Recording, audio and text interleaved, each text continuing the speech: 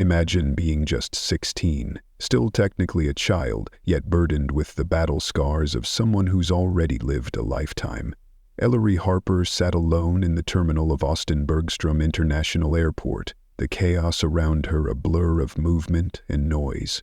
People hurried by with rolling luggage and take-out coffee cups, laughing, rushing, moving forward.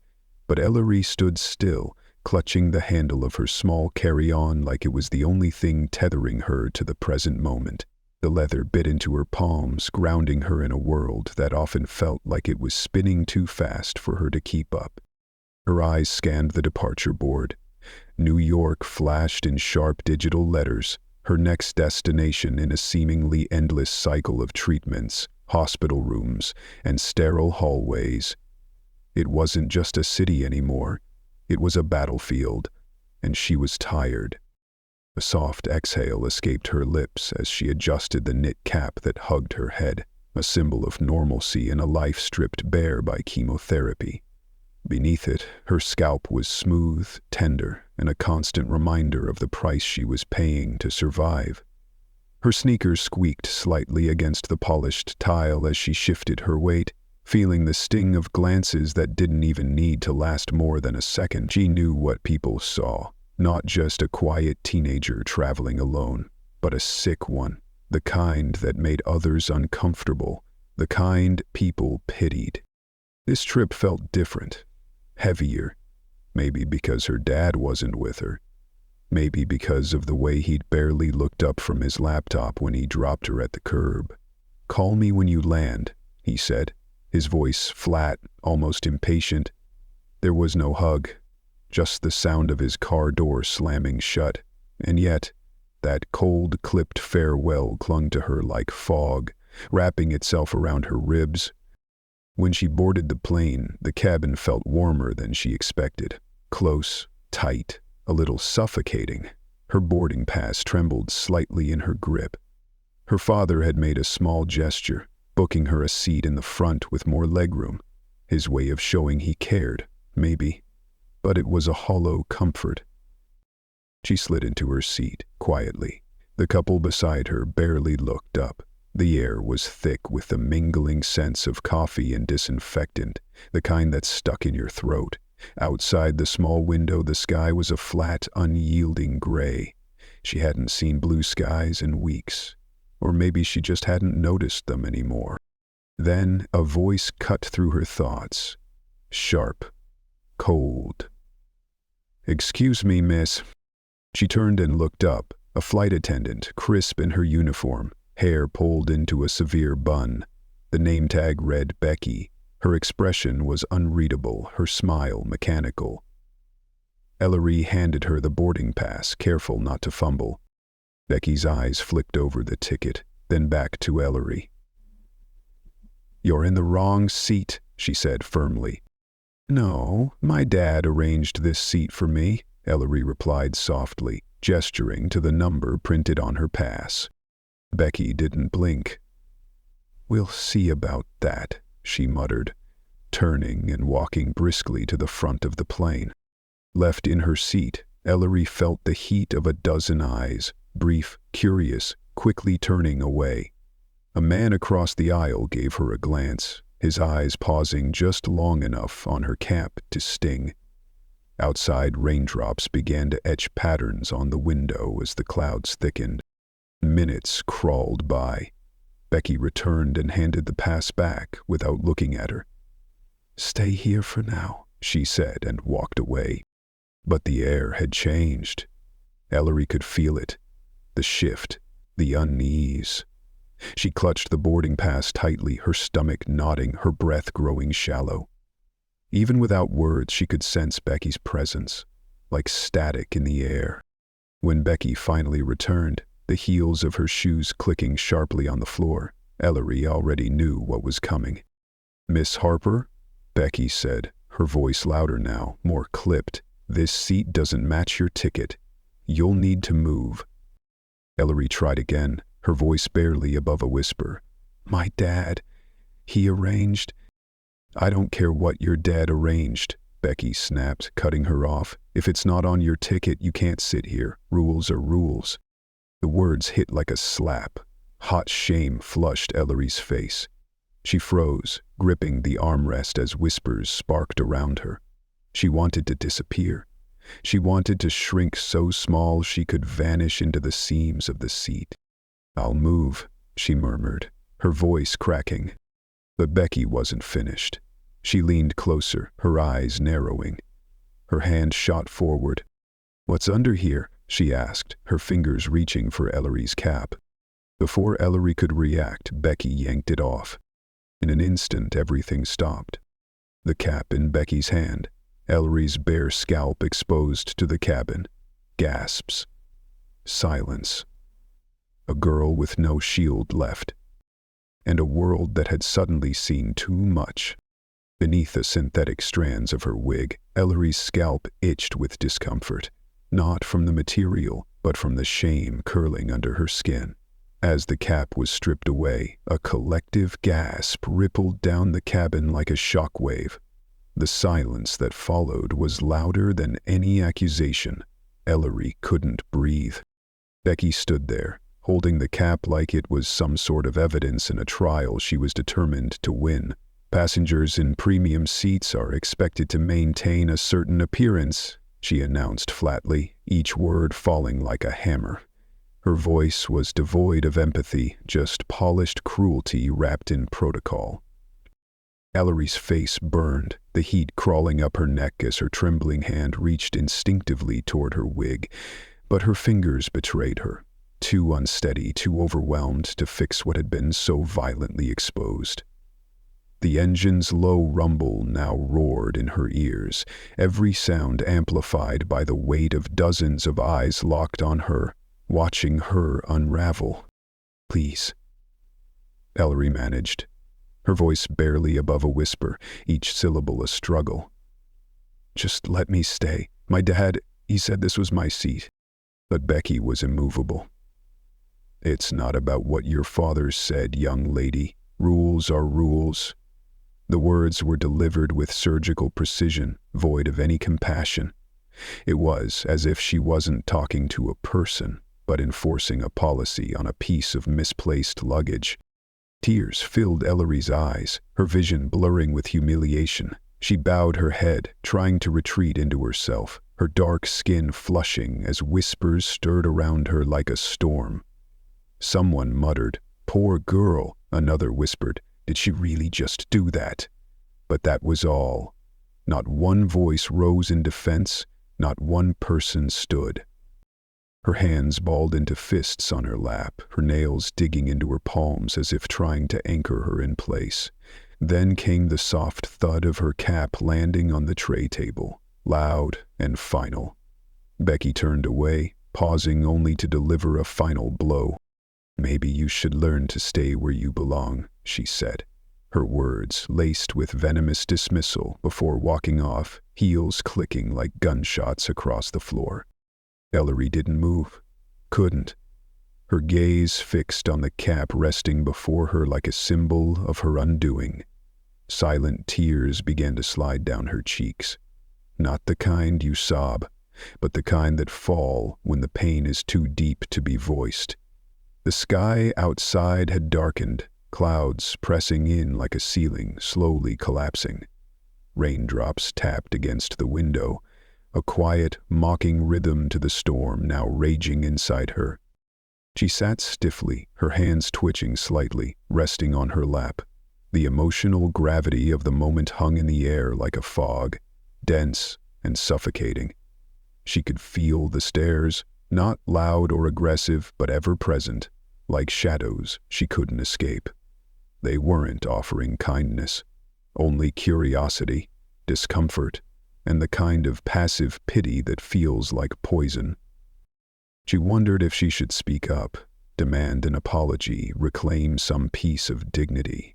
But even imagining the words made her stomach tighten with dread. What could she say that wouldn't break her further?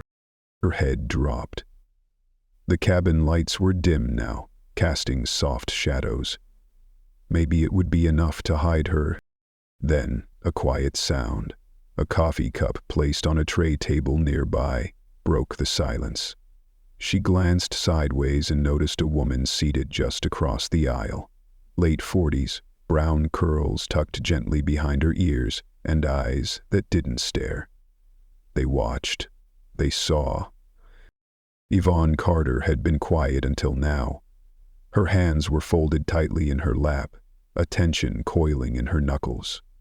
The cruelty she had just witnessed lingered like a bitter taste in her mouth. But it was the silent tears on Ellery's face that struck deepest. That kind of hurt didn't come from a misunderstanding. It came from betrayal.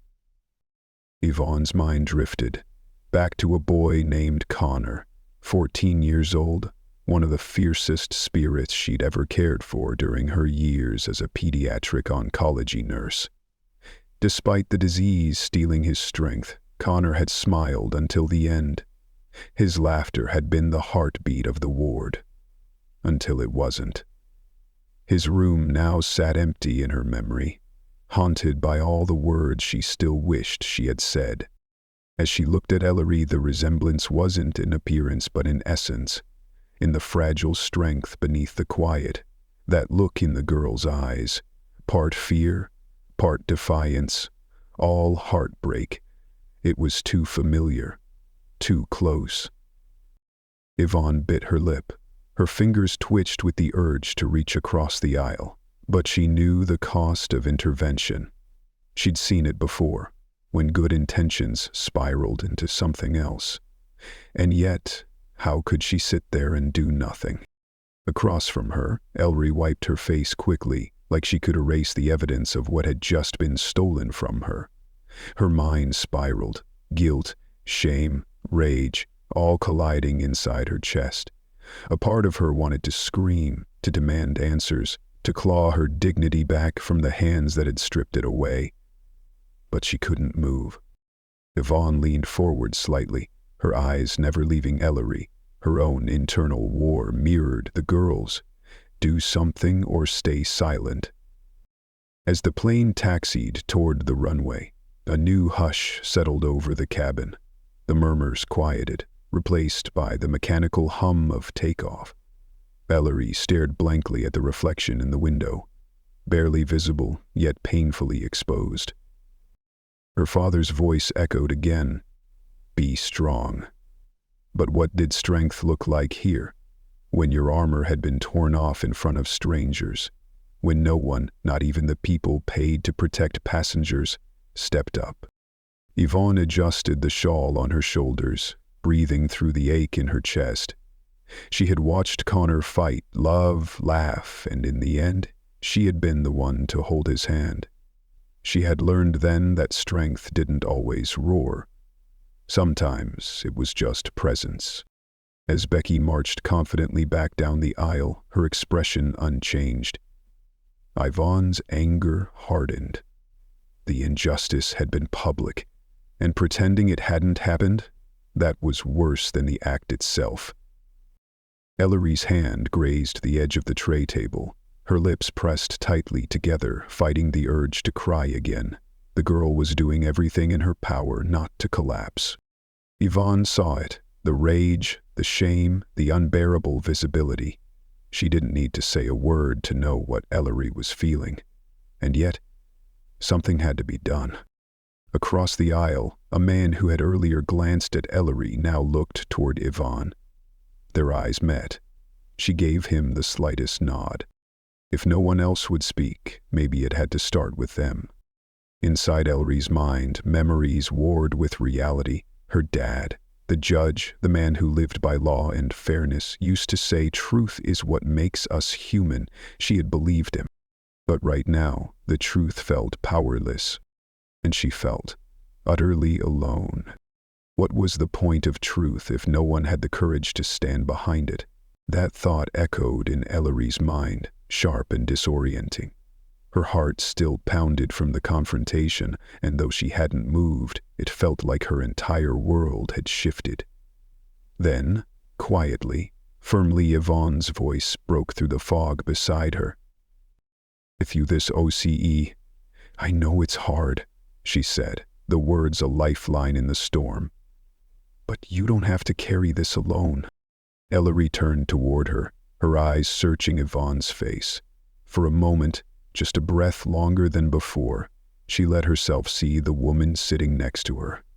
There was something unspoken in Yvonne's expression, a kind of quiet fire, not aggressive, but steady.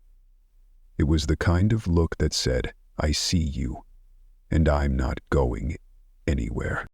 Before Ellery could respond, Becky's voice sliced through the moment like static. "Ladies and gentlemen," she said over the intercom, "please remain seated as we prepare for takeoff." Her tone was robotic, all business, and yet Ellery could still hear the earlier venom lurking just beneath the surface. The sound made her stomach tighten. That voice didn't belong to someone who had any regrets. Yvonne's eyes drifted toward the front of the cabin. Becky stood there, stiff, composed, her back turned. Unbothered, unapologetic. Yvonne's jaw clenched, her fingers tapped against the armrest, silent but pulsing with tension. She didn't want to draw more attention to Ellery, but pretending this hadn't happened felt like complicity. There was a line, and it had been crossed. She leaned in again, her voice low and steady. "Listen," she said, her words meant for Ellery and only her. "People let things like this slide because they think they don't have a choice. But they do. We do." Ellery didn't speak, but her posture shifted, just slightly. Her shoulders relaxed by a fraction. Yvonne's words wrapped around her like a fragile blanket. Thin, maybe, but warm enough to remind her that she wasn't entirely alone anymore. Across the aisle, the man with the phone lowered his device. He'd been filming. He tucked the phone into his coat and gave Yvonne a quiet nod. Confirmation. Solidarity. As the plane accelerated down the runway, Ellery closed her eyes. The vibration beneath her was strangely soothing, grounding her in the present moment. Yvonne didn't speak again, but her presence, calm and unwavering, remained. Once the plane leveled off into the sky, her voice barely a whisper against the drone of the engines. "Are you sure you're okay?" she asked. "Because we can't let this be buried." Ellery didn't answer, but she heard the words. They sank into her like seeds in soil still too cold to bloom, but no longer frozen. Just a few rows back, an elderly man's voice rose, cutting through the muffled quiet. "Excuse me." Heads turned. "Becky Simmons?" he asked, his tone calm but resolute. "Yes?" She stopped mid-step, pivoting toward him with a practiced smile. "Yes. I couldn't help but notice how you treated that young lady earlier," he said, gesturing gently toward Ellery. His hands were marked with age, but his voice carried the kind of strength that didn't require volume. "It was uncalled for. You owe her an apology." Ellery's breath hitched. She didn't dare look up, but she could feel the shift in the cabin, the stillness of held breath. She peeked at him for a second, her gaze darting toward his lined face before returning to the safety of the floor. Becky's face tightened, her smile faltered. "Sir, I assure you I was simply following procedure," she said, her tone clipped and defensive. "Procedure?" the man echoed, disbelief sharpening his voice. "You think humiliating a teenage girl in front of a cabin full of strangers is procedure?" A wave of murmurs followed, soft but unmistakable. "He's right. That was too far." Becky straightened, her jaw locking. "With all due respect, this isn't your concern." The cabin tensed again. Ellery's face burned. She could feel the weight of the moment resting on her chest, gratitude, shame, relief, and panic all at once. Someone was finally standing up for her, but being the center of this storm made her feel like she was suffocating. The elderly man didn't blink. "It becomes my concern when I witness cruelty," he said, calm and resolute. "That young lady deserves dignity, same as anyone else. Becky's eyes narrowed. You don't have the full context. Ellery dug her nails into her palms. She wanted to thank the man. She also wanted to disappear. Then you moved, subtle but certain. Ellery, she said softly. I'm a nurse. I work with cancer patients. I know what this feels like. Ellery turned to her, startled. The words seemed to open something inside her, like a window cracked in a sealed room. Yvonne wasn't guessing. She knew. You're not alone. Yvonne said gently. You don't deserve this. You didn't do anything wrong. The truth of it broke something inside Ellery. A wall she didn't even realize she'd built. Becky's voice snapped the connection. And who exactly are you to comment on this? She asked Yvonne, her tone sharp and dismissive. Yvonne didn't flinch. I'm someone who's spent my life caring for people fighting battles you clearly don't understand, and I think this young woman deserves a hell of a lot more than what she got from you. Becky sneered. A hero in row 8, is it? What, you think you're going to fix something with a lecture? The cabin tensed again, passengers caught in the collision of voices, but Yvonne didn't rise to the bait. I'm trying to remind you what compassion looks like, she said evenly, and from where I'm sitting you could use the reminder. For a flicker of a moment, Becky's expression cracked, but she recovered quickly, crossing her arms. Compassion doesn't get this plane to New York, she snapped. Ellery watched the exchange, her breath shallow, but for the first time in a long while, something stirred inside her. Not rage, not despair, but hope. A fragile, unfamiliar warmth. She sat up straighter, her fingers slowly unclenching from the armrest. Yvonne turned to her again.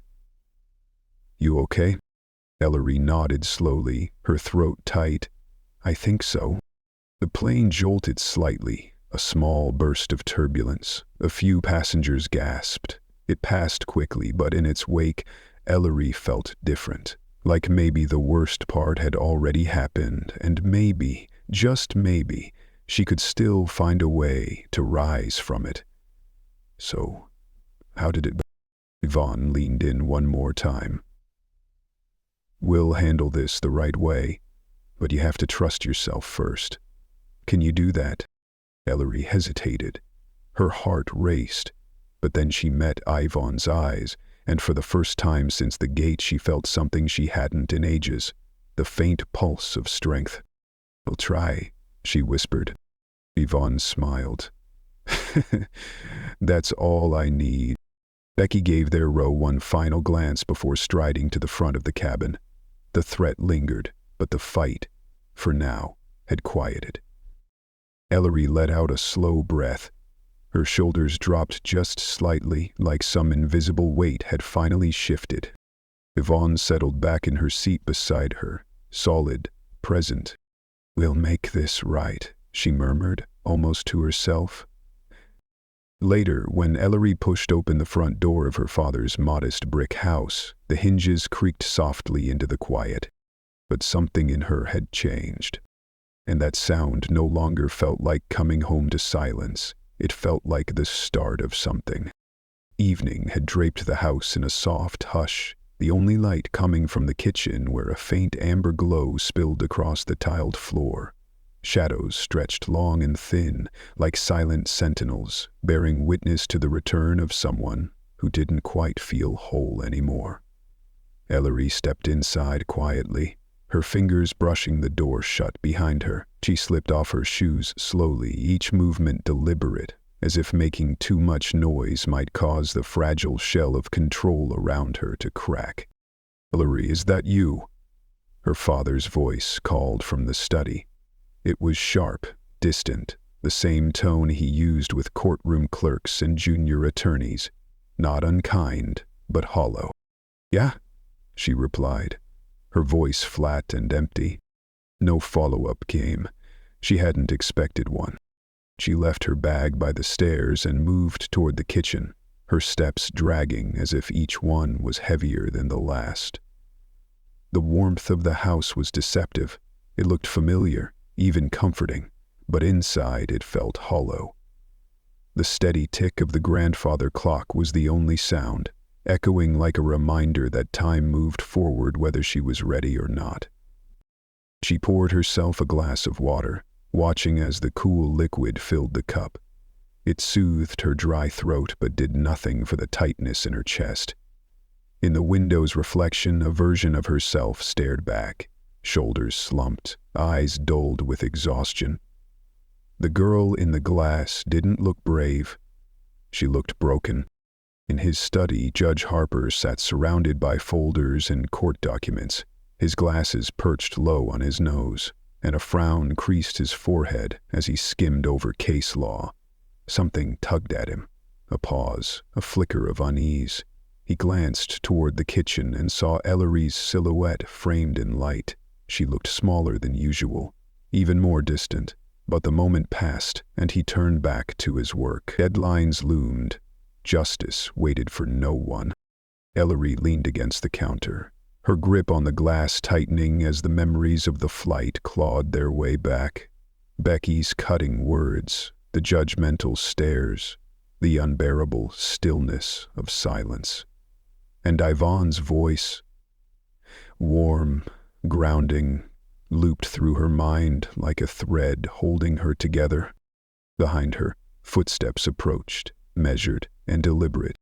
"How was the flight?" her father asked from the doorway. His voice was neutral, almost rehearsed. "It was fine," Ellery lied without looking up. He studied her for a moment, but didn't push. "Glad you got here safely. I've got a brief to finish. We'll talk later." She nodded, the lump in her throat too large to swallow. He turned and walked away, vanishing down the hallway just as quickly as he'd appeared. She stood in the kitchen for a long time, the silence wrapping around her like a second skin. She wanted to scream, or cry, or just say anything that would make him understand, but the fear of his judgment, of being seen as weak, held her tongue. The weight of it all was suffocating. Later, she sat on the edge of her bed, clutching her phone like a lifeline. A new notification blinked at the top of the screen, an email from Yvonne. Her finger hovered over it, hesitant. When she finally opened it, her breath caught. "Hi, Ellery. I hope you're doing okay. I wanted to say again how proud I am of your strength today. It's not easy to face what you did, and I want you to know you're not alone.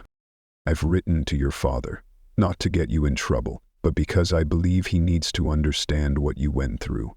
I think he'll want to stand by you. You deserve someone in your corner, and I'll be here every step of the way. Take care, Yvonne." Ellery's hands trembled. She read the message twice. Relief and panic collided inside her chest. She hadn't wanted her father to know, not like this. She wanted to be the one to tell him, to control how the story unfolded. But that choice had been taken from her. Downstairs, the familiar chime of an email alert echoed from his study. She froze. She could imagine him now, leaning back in his chair, glasses perched on his nose, eyes narrowing as he read the subject line. Then silence. Total, suffocating silence. Her heart thundered in her chest. What would he think? Would he be disappointed? Would he blame her for not standing up? Would he dismiss it all as something trivial? She heard the creak of his chair, the soft rustle of papers, the image of him watching the video, of seeing her humiliated, small, voiceless, burned into her mind. Upstairs, she sat perfectly still, the weight of dread pressing her into the mattress. In his study, Harper clicked the video link. The footage was grainy, but damning. Becky Simmons, calm, condescending, pulling Ellery's cap from her head, the way his daughter flinched. The sharp murmurs from nearby passengers. His hand clenched the edge of the desk as the scene played out. When it ended, he sat there, unmoving. At first, his anger was misplaced. He blamed Yvonne for interfering, for dragging him into something he assumed was exaggerated. But the second time he replayed the video, something shifted. This wasn't just about airline policy. This was his daughter. He exhaled, slow and shaky. For a man who built a career around justice, the irony was cutting. How had he missed this? How had he failed to see what she was carrying? He stood abruptly, chair scraping back. The hallway floor creaked beneath his weight as he approached her room. Outside her door, he hesitated, his hand hovering, unsure. That he knocked. Inside, Ellery flinched. "Come in," she whispered. He entered, his tall frame casting shadows across the room. He closed the door quietly and sat in the chair across from her, hands folded. "Yvonne Carter sent me an email," he said. "She told me what happened on your flight." Ellery's stomach sank. She looked down, her fingers twisting in her lap. "I didn't want you to know," she said softly. "I didn't want to disappoint you." He leaned forward slightly, his voice gentler than she expected. "Well, would you think that?" "I didn't speak up," she said, barely above a whisper. "I just sat there. I froze." Judge Harper's eyes softened, the stern mask cracked. "Ellery," he said, "you have nothing to be ashamed of. What happened to you was wrong. That woman, Becky Simmons, she crossed a line, not you." Tears threatened again. She blinked them away. "It won't matter," she murmured. "People like her always get away with it." "Not this time," he said, his voice resolute. "We're not going to let this slide. This isn't just about you. It's about justice, and that matters." Ellery looked up, startled by the steel in his voice. "We're going to handle this," he continued, "and we're going to do it the right way." For the first time in days, something inside her stirred. Hope. The next morning, the house was quiet but charged with a sense of purpose. Harper sat at the dining table, his laptop open, fingers typing with measured urgency. Beside him sat Yvonne's email, printed and underlined. A notepad listed corporate contacts and legal steps. The early light spilled across the table. This time, he wasn't just a judge. He was a father ready to fight. Long shadows stretched across the hardwood floor as the afternoon sun filtered through the window blinds, painting stripes of light and darkness across the kitchen. Ellery hovered near the counter, her eyes fixed on her father. Judge Harper was no longer just the figure she had grown up with, the man behind the courtroom bench, stern and principled. Today, there was something different, a fire she hadn't seen in him for years, a fire she never expected to see for her. Harper's jaw was tight as he hit the dial button on his phone. His voice, when he spoke, was controlled, but edged with a steely resolve. "This is Judge Harper," he said evenly. "I'm calling to discuss an incident involving your employee, Becky Simmons, on Flight 726. Ellery gripped the counter, her heart thudding. She could barely hear the faint voice of the airline representative, apologetic but elusive, speaking in the kind of vague corporate apologies designed to sound meaningful but offer nothing. "This isn't about a bad customer experience," Harper said, his voice rising just slightly. "This is about a gross abuse of power, a public humiliation of a minor, my daughter." The conversation dragged on, an exhausting back and forth. Harper remained calm, but Ellery could see the way his fingers twitched, the way his eyes narrowed every time the rep offered a, "We'll look into it." Finally, the rep promised to escalate the issue, though even that sounded hollow. When the call ended, Harper exhaled slowly and tapped his fingers on the table, lost in thought. Ellery stepped closer. "What did they say?" "They're reviewing it," he said, and the sarcasm in his tone made it clear what that meant, which is code for, "We hope this disappears quietly." Ellery frowned, frustration bubbling. "So what happens now?" He stood up and ran a hand through his hair.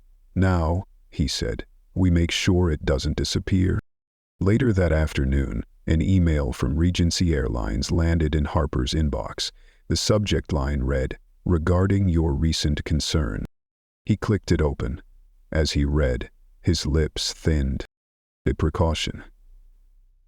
Dear Judge Harper, we sincerely apologize for any distress caused during your daughter's recent flight. We are committed to ensuring a positive experience for all passengers and are taking this matter seriously. Rest assured, we are reviewing our policies and addressing the matter internally. Thank you for bringing it to our attention. There was no mention of Becky's name, no specifics, no acknowledgement, just layers of public relations filler. This is what they call an apology, Harper muttered, shoving his chair back. He turned toward Ellery, who had been sitting silently nearby. What did they say? She asked, eyes searching his face. Nothing, he replied sharply. Then, catching the worry in her eyes, he softened. But we're not stopping here. And in that moment something shifted inside Ellery. Not all at once, but a flicker. Confidence. That evening Harper opened his laptop again. His fingers moved with surgical precision across the keyboard, crafting a statement, part legal document, part personal declaration. Years of courtroom battles had honed his words into weapons. Now, he used them for her. Ellery sat beside him, watching him work. What are you writing? She asked quietly. A statement, Harper said without looking up. We're going public. If they won't take responsibility, we'll make sure the world holds them to it. Ellery blinked. Like the press? Harper nodded. We'll call a press conference. This isn't just about you. It's about every passenger who's been silenced. Every person made to feel small. The idea should have terrified her, but it didn't. Not entirely, because she wasn't doing this alone. She was finally being heard. Harper glanced at her before hitting save. This won't be easy, he warned. People will say we're overreacting, that it's just a misunderstanding. But we're doing the right thing. Ellery met his gaze, her voice steady. I know. The next morning, Harper was on the phone again, this time arranging a press conference on the courthouse steps. By midday, reporters had begun responding, eager for a story that pitted a federal judge against a major airline. Ellery watched from the hallway as he juggled calls, emails, and logistics. He wasn't just her father right now, he was her advocate. And for the first time in weeks, she didn't feel invisible. That night, the house was quiet again.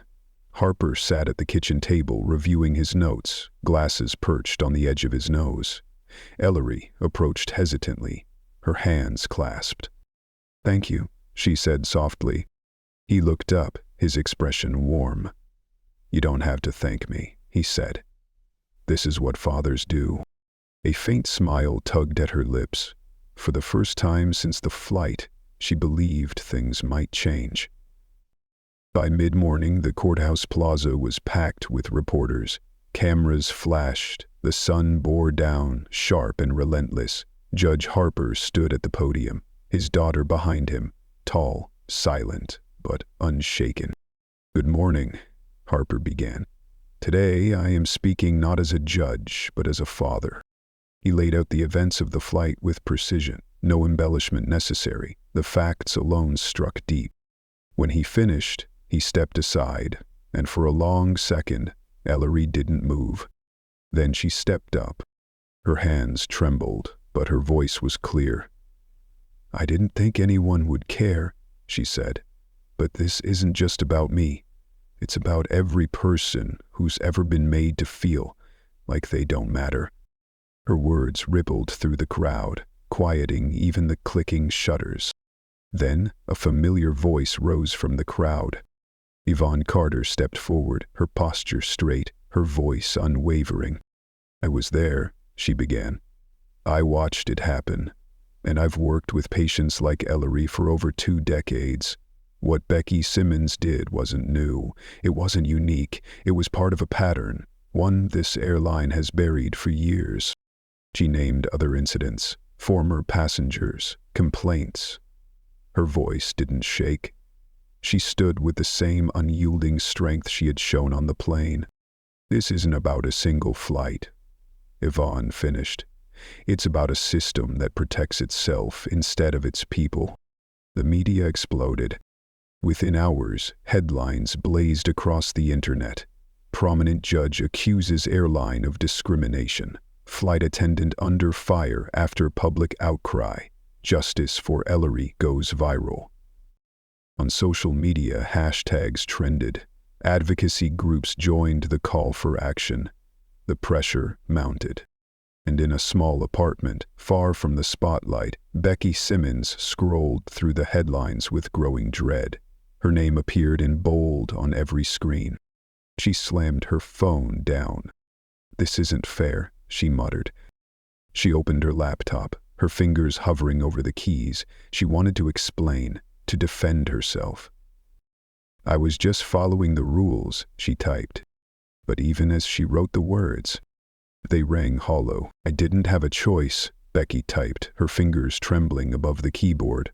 The rules were strict, but as her eyes scanned the sentence, doubt crept in like a whisper in the dark. Was that true? Had she really been bound by policy, or had she used it as a shield for her own discomfort? With a frustrated sigh, she hit backspace, erasing the words, though they left their echo behind. The walls of her apartment seemed to close in around her, the pressure mounting like a vice on her chest. Headlines screamed from her phone, her name trended for all the wrong reasons. Flight attendant under fire, Regency faces reckoning. She was no longer just an employee, she had become the symbol of something much bigger, and the weight of it was crushing.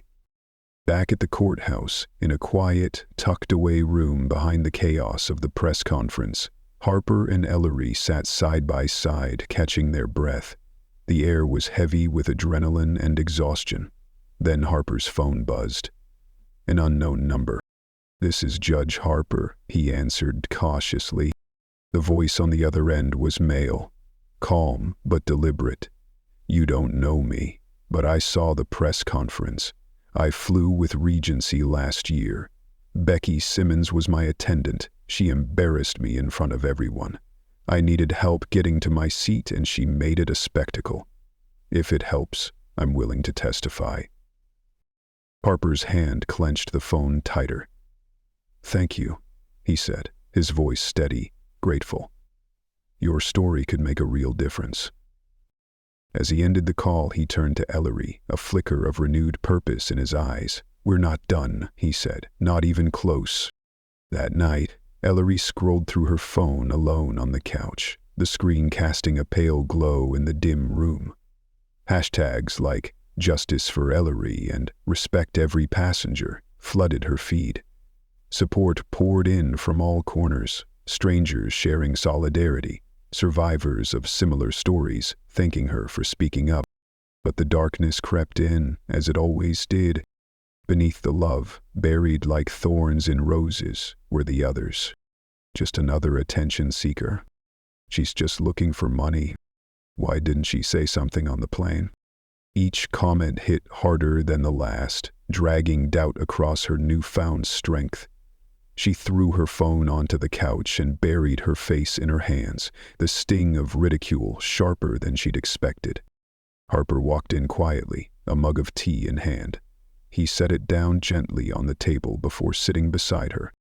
"What's wrong?" he asked, though his eyes already told her he understood.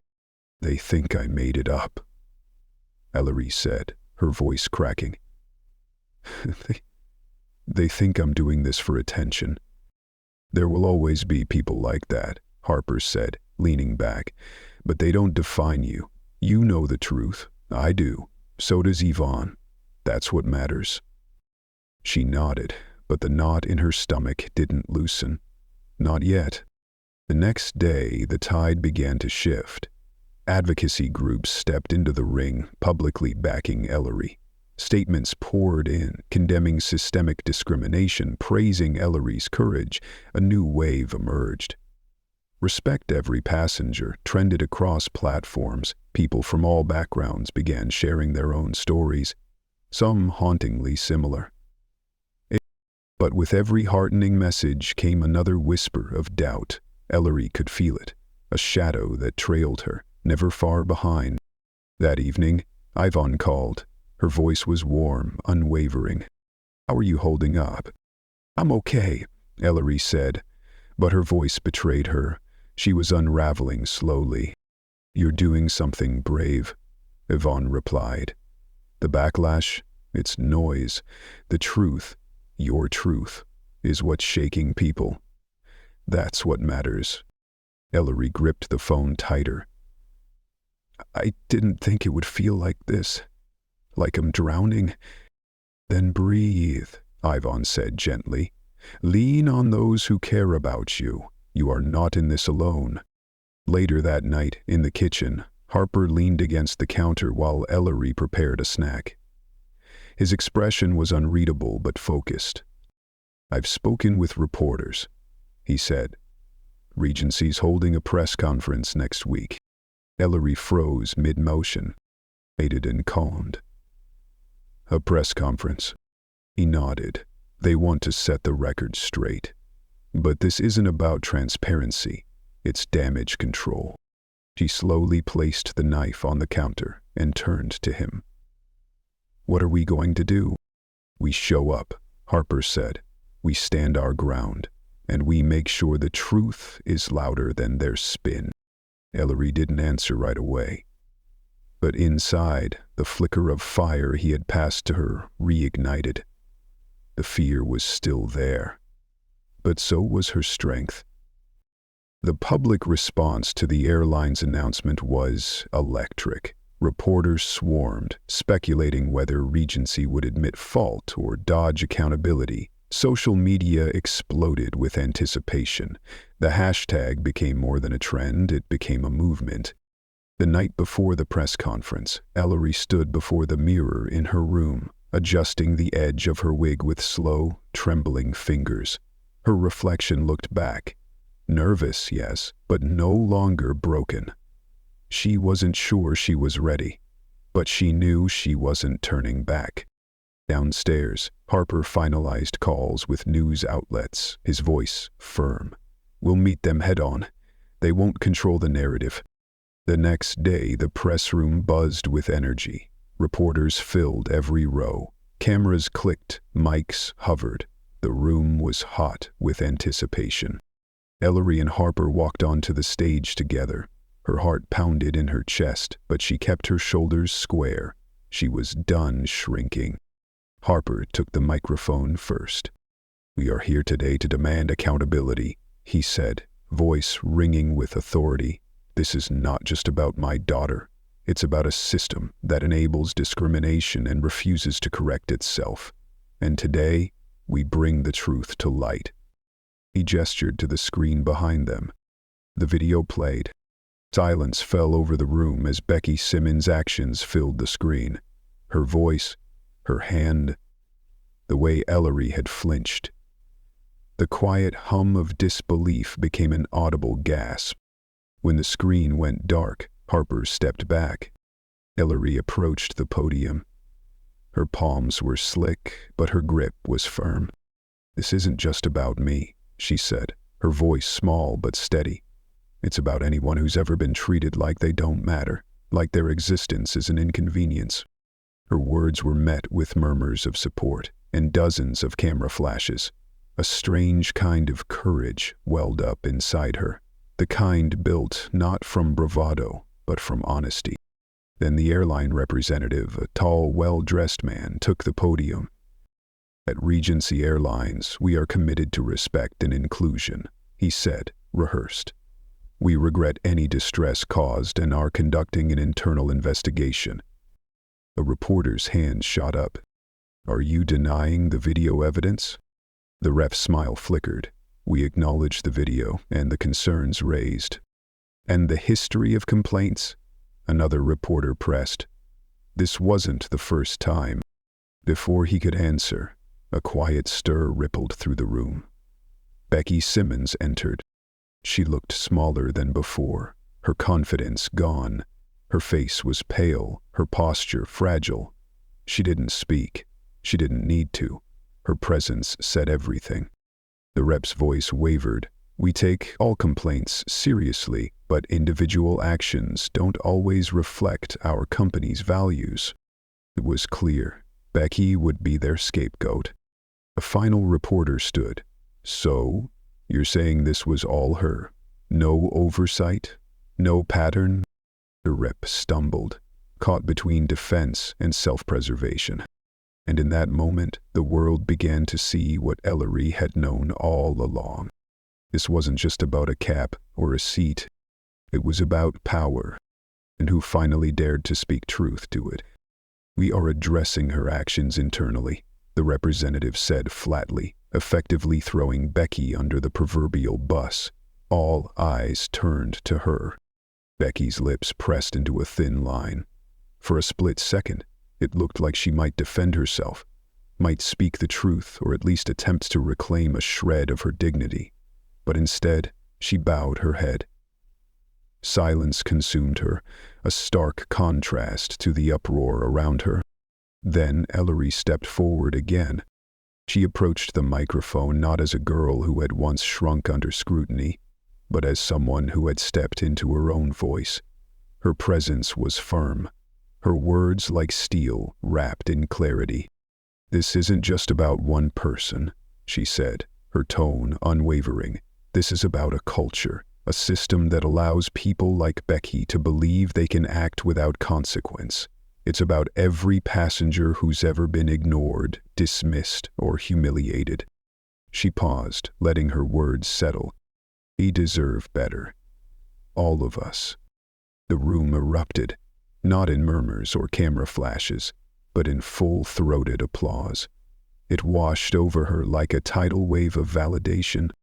Harper placed a hand on her shoulder, quiet pride etched in his features. As the applause faded, the representative cleared his throat. He was visibly shaken now, stripped of the polished control he had walked in with.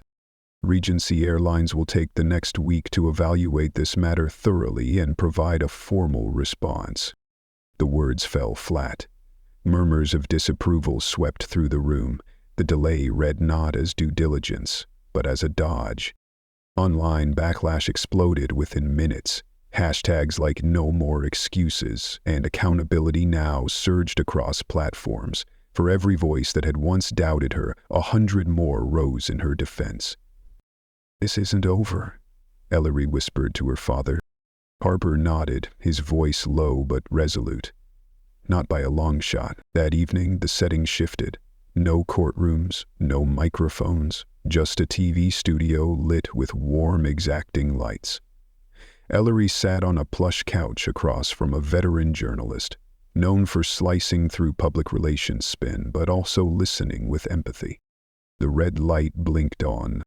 "Welcome to The Current Voice. Tonight, we're joined by Ellery Harper, whose story has sparked a national conversation about dignity and accountability in air travel." Ellery's hands were clasped tightly in her lap, but her gaze was direct, her voice poised. "Why did you decide to speak out?" the host asked, gentle but probing.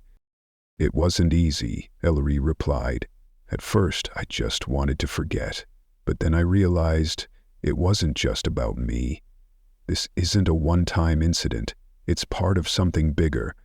How we treat people who seem vulnerable, invisible. That's what I want to help change." The audience murmured with approval. "You've said this isn't about one person," the host continued. "Can you explain?" "It's not about one flight or one airline," Ellery said. "It's about what we allow, what we ignore, what we're willing to excuse. Every time someone is silenced, it teaches others to stay quiet. That's how cultures like this survive." Her words struck like a quiet storm, firm, sobering, and undeniable. "And how has the public reaction been for you personally?" Ellery inhaled. "Overwhelming. The support is incredible, but the criticism stings too. People say I'm just looking for attention, that I'm exaggerating, but doing the right thing often means facing resistance." The host nodded, her voice softer now. "Ellery, thank you. Your courage is a light for others." As the segment ended and applause filled the studio, Ellery felt something new settle inside her, not just relief, but ownership of her own power. The interview clips spread fast. The hashtags surged again. "Respect every passenger" and "Ellery speaks." But this time it wasn't just awareness. It was momentum. Disability rights groups, airline reform activists, and social equity organizations rallied behind her message. The pressure on Regency Airlines became inescapable. By morning, the airline released a carefully worded press release. The subject line alone, an apology and a commitment to change, was enough to stir headlines. "We extend our sincerest apologies to Miss Ellery Harper and her family. We take full responsibility for the actions of our employee as well as our failure to act on prior complaints." The statement laid out their new policies: mandatory diversity training, an independent complaint review board, and sweeping reforms to internal procedures. Ellery read it from the couch, cross-legged, her father sitting beside her. "It's a start," he said, guarded but honest. "It's something," she replied, though her eyes narrowed with caution. She knew too well that words were easy. Real change took work. Later that day, Regency's CEO took to the podium. He reiterated their apology, called Ellery brave and inspiration, promised a new chapter for the airline. But as the cameras clicked, a different story was unfolding. That same afternoon, Regency confirmed Becky Simmons' termination. They cited a violation of company values. She appeared on local news, her voice subdued, her image a shadow of the control she once wielded. "I thought I was just following the rules," Becky said, voice trembling. "I never meant to hurt anyone." But when asked why she didn't change her behavior after repeated complaints, her answers faltered. "I don't know," she whispered. The segment ended, and social media responded with a fury that was swift and uncompromising. The phrase "just following the rules" became a symbol, an indictment of apathy, of systems that protect power instead of people. That evening, Ellery sat with her father over tea. For once, the kitchen was quiet, not heavy, but peaceful. "I didn't think it would end like this," she said softly. Harper smiled faintly. "It hasn't ended," he said. "You've shown people what's possible when someone finds their voice. This is just the beginning." Ellery nodded, a quiet confidence in her chest. Later that night, as she scrolled through emails, one subject line caught her eye. "Let's change the world together." It was from the Global Human Rights Initiative. "Dear Ellery, your courage has inspired millions, including us. We believe your voice is essential in the fight for equity and justice. We'd love to discuss how we can work together, through advocacy, storytelling, and more." She read the email twice.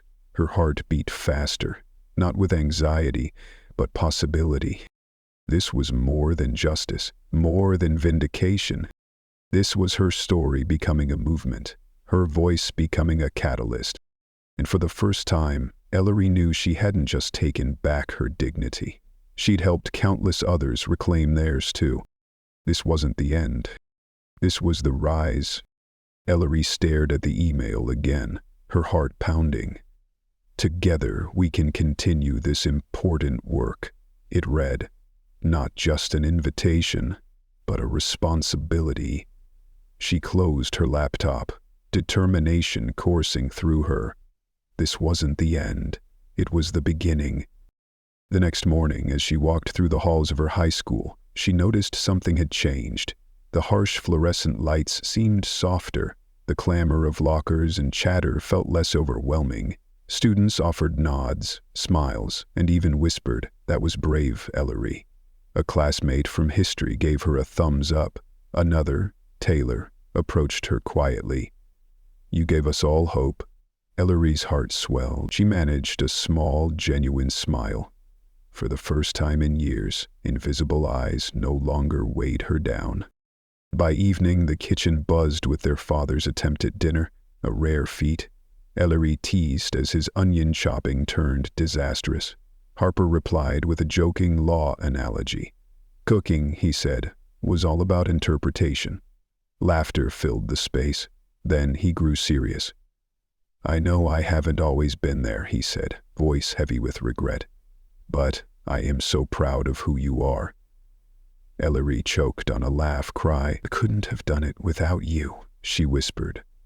Harper stepped closer. "You had it all along. You just needed the right moment."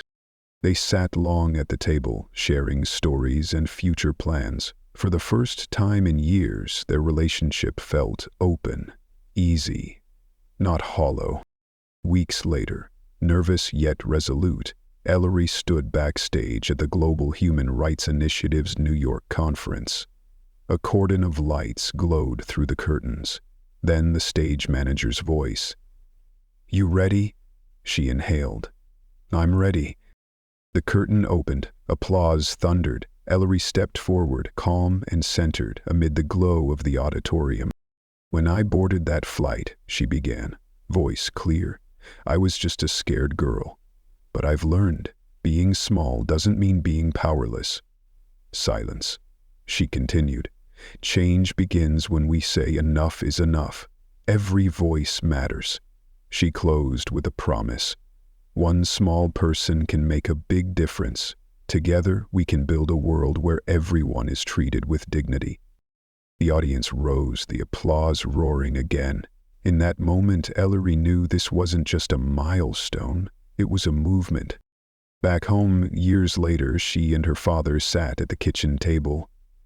Ellery explained her vision. A foundation to support young cancer patients, not just with medical aid, but emotional and social resources. Harper watched her, proud and thoughtful. "That's a big idea, but a very good one." Over the following weeks, they brought together lawyers, accountants, and nonprofit experts. With the help of Yvonne and caring professionals, Ellery launched the Bright Hope Foundation, named for the light she wanted to bring into others' darkest moments. It would offer peer support groups, scholarships, summer camps, to remind kids that they were more than their illness. On opening day at the community center, vibrant banners and supportive families filled the room. As Ellery took the stage, familiar faces, Ivan, classmates, even some flight passengers cheered. She spoke with boundless warmth. "Every challenge is a stepping stone. This is about raising spirits, dreams, and reminding kids they're defined by their strength, not their diagnosis." The applause echoed. So did the $50,000 0 cents in donations and the media's spotlight. Soon, Bright Hope hosted its first summer camp, bringing laughter and joy to children in treatment. That evening, sorting thank you letters, Ellery received an email invitation.